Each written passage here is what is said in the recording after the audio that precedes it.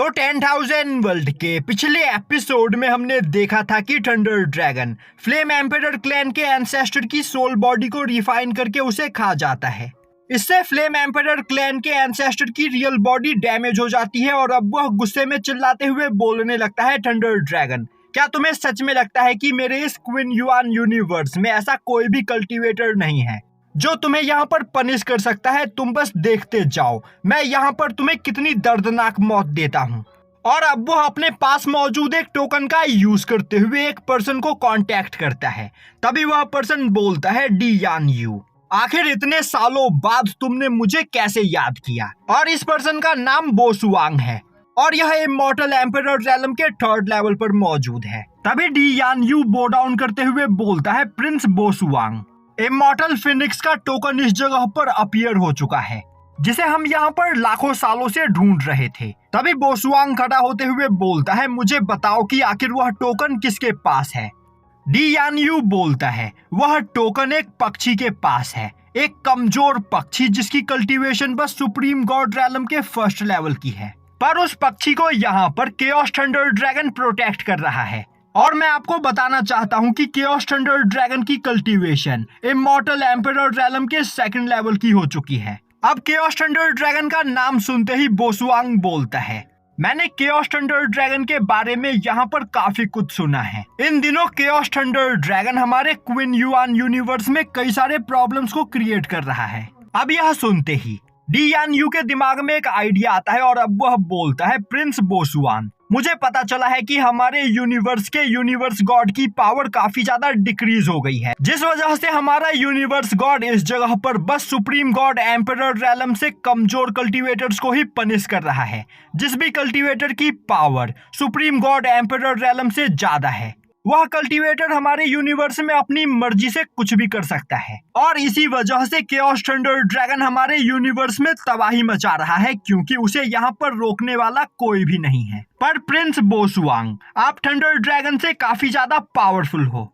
और अगर आप चाहो तो इस मौके का फायदा उठाते हुए केओस थंडर ड्रैगन को मारकर उससे उसकी पावर को छीन सकते हो। और केओस थंडर ड्रैगन की पावर को रिफाइन करने के बाद आप ब्रेक थ्रू करके ट्रांसीडेंटल रैलम पर पहुंच जाओगे। तो एक बार इस बारे में सोचिए, यह एक अच्छा मौका है, तो हमें इस मौके को यहाँ पर नहीं गंवाना चाहिए। यह सुनते ही बोसुआंग बोलता है, तुम मेरा इंतजार करो, मैं अपने कुछ सबऑर्डिनेट्स के साथ जल्द ही तुम्हारे पास पहुंचता हूं, जिसके बाद हम एक साथ मिलकर केओस थंडर ड्रैगन को इस जगह पर ठिकाने लगाएंगे। अब यह सुनते ही डी यान यू जोर जोर से हंसने लगता है और बोलता है, बोसुआंग सुप्रीम गोल्डन क्रो क्लैन से बिलोंग करता है और उसके पास गोल्डन क्रो क्लैन का ट्रेजर है, जिसका यूज करते हुए वह केओस थंडर ड्रैगन को काफी आसानी से मार सकता है।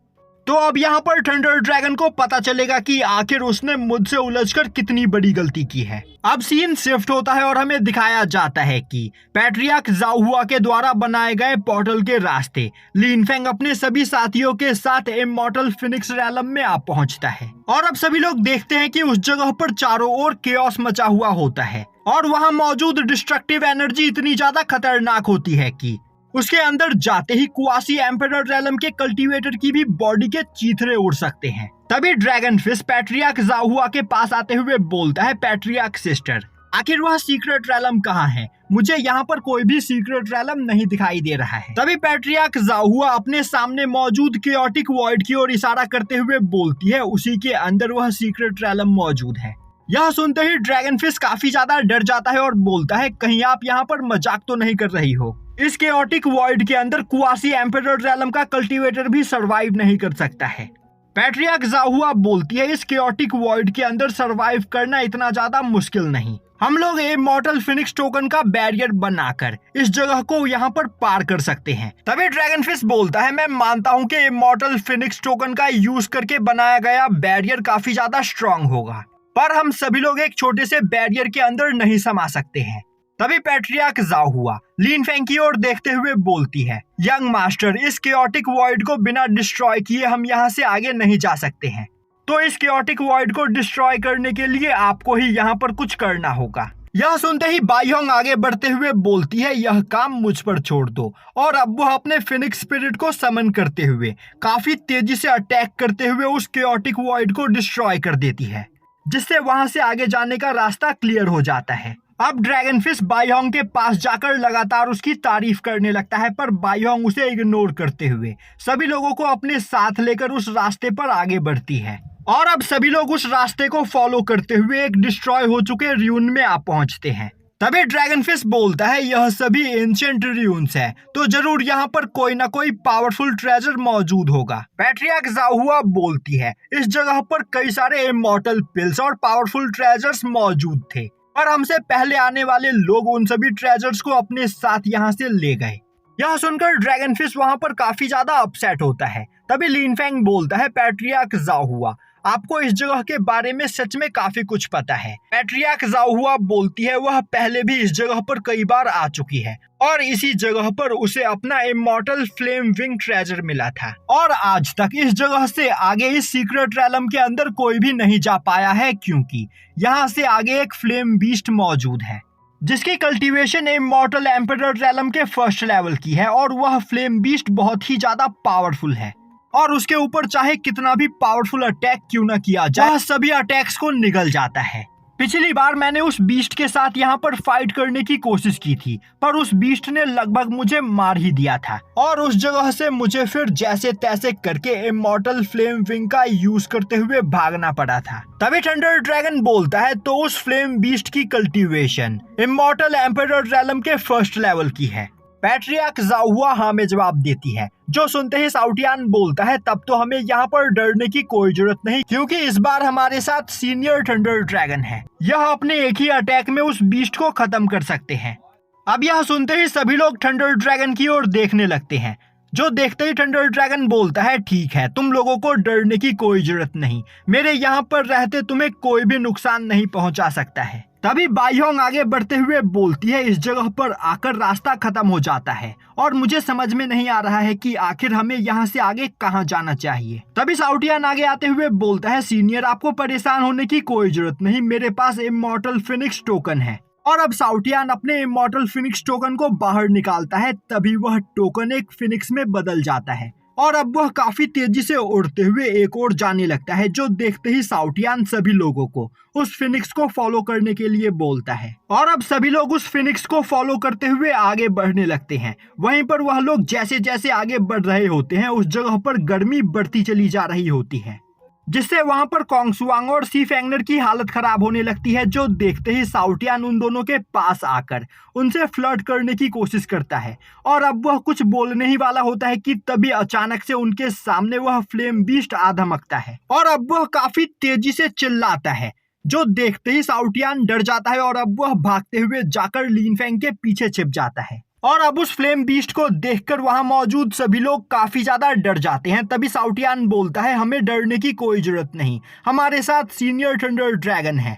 और अब वह चिल्लाते हुए बोलता है, सीनियर थंडर ड्रैगन, आपका नाश्ता आपके सामने है, तो जल्दी से इसे खा जाइए। पर थंडर ड्रैगन उस जगह पर अपनी एनर्जी वेस्ट करना नहीं चाह रहा होता है। तभी सभी लोग दोबारा से थंडर ड्रैगन की ओर देखने लगते हैं और अब न चाहते हुए भी थंडर ड्रैगन को उस मॉन्स्टर के ऊपर अटैक करने के लिए आगे बढ़ना पड़ता है। दूसरी ओर वह फ्लेम बीस्ट चिल्लाते हुए बोल रहा होता है, यह मेरा इलाका है, आखिर तुम लोगों की हिम्मत कैसे हुई यहाँ पर आने की। अब यह सुनते ही थंडर ड्रैगन उस फ्लेम बीस्ट के ऊपर अटैक करते हुए उसे मारने ही वाला होता है कि तभी बाईहोंग उसे रोक देती है और बोलती है, इस फ्लेम बीस्ट को यहाँ पर मैं संभालती हूँ। और अब वह आगे बढ़ते हुए बोलती है, हमारे सामने सरेंडर कर दो, क्योंकि हम तुम्हें मारना नहीं चाहते हैं। पर वह फ्लेम बीस्ट बाईहोंग के ऊपर अटैक कर देता है, जो देखते ही बाईहोंग अपने अनाइलेशन स्वॉर्ड को बाहर निकालते हुए काफी तेजी से फ्लेम बीस्ट के ऊपर अटैक करती है, जिससे फ्लेम बीस्ट का अटैक डिस्ट्रॉय हो जाता है और अब वह वहां पर इंजर्ड हो जाता है और बोलने लगता है, आखिर यह लोग कितने ज्यादा पावरफुल है, आज से पहले मैंने इतने पावरफुल लोगों को कभी नहीं देखा। और अब वह सेंस करता है कि बाईहोंग की कल्टीवेशन इमॉर्टल एम्परर रैलम के 3rd लेवल के बराबर होती है और अब वह फ्लेम बीस्ट बाईहोंग के ऊपर अटैक करते हुए उसके अनाइलेशन स्वॉर्ड को डिस्ट्रॉय करने की कोशिश करता है। तभी बाईहोंग अपने डिवाइन फोल्ड टेक्निक का यूज करते हुए उस फ्लेम बीस्ट को बांधने की कोशिश करती है। तभी उस जगह पर एक बहुत बड़ा ब्लास्ट होता है और अचानक से वह फ्लेम बीस्ट वहां से गायब हो जाता है। यह देखकर ड्रैगन फिश को कुछ भी समझ में नहीं आता है और अब वह बोलने लगता है, आखिर अचानक से वह बीस्ट कहां गायब हो गया। तभी साउटियान आगे आते हुए बोलता है, तभी साउटियान आगे आते हुए बोलता है सीनियर सिस्टर की पावर को देखकर वह फ्लेम बीस्ट डरकर यहाँ से भाग गया। अब यह सुनते ही थंडर ड्रैगन बोलने लगता है सीनियर, अगर आपकी जगह मैं होता तो मैं उसे भागने का मौका कभी नहीं देता। यह सुनते ही ड्रैगन फिश थंडर ड्रैगन के पास आते हुए बोलता है सीनियर ड्रैगन, अगर आप चाहो तो मैं आपके लिए उस बीस्ट को यहाँ पर ट्रैक कर सकता हूँ, और थंडर ड्रैगन उसे मना कर देता है। तभी अचानक से वहां पर एक फॉर्मेशन बनता है और अब उस फॉर्मेशन के अंदर से एक काफी खतरनाक अटैक थंडर ड्रैगन के ऊपर होता है, जो देखते ही पैट्रियार्क जाओ हुआ अपने इमॉर्टल फ्लेम विंग्स का यूज करते हुए वहां पर सभी लोगों के चारों ओर एक बैरियर बनाते हुए सभी को प्रोटेक्ट करने लगती है। और अब लीन फैंग अपने मायरेड स्ट्रोल को बाहर निकालते हुए उस अटैक को ब्लॉक करने की कोशिश करता है। तभी वहां पर एक पोर्टल बनता है और अब उस पोर्टल के अंदर से निकलकर बोसवांग बाहर आते हुए बोलता है तुम्हारे पास कुआसी एम्परर रेलम का ट्रेजर है, और क्या तुम्हें सच में लगता है कि इस ट्रेजर का यूज करते हुए तुम मेरे अटैक्स को ब्लॉक कर सकते हो? तभी एक दूसरे पोर्टल के अंदर से जिनवुजी नाम का एक कल्टीवेटर निकलकर बाहर आता है, जिसकी कल्टीवेशन इमॉर्टल एम्परर रेलम के 5th लेवल की होती है। और अब वह मायरेड स्क्रोल को देखते हुए बोलता है इस फॉर्मेशन स्क्रोल के अंदर कुछ फ्लैग्स मिसिंग है, वरना इस मायरेड स्क्रोल की पावर इमॉर्टल एम्परर रेलम की होती।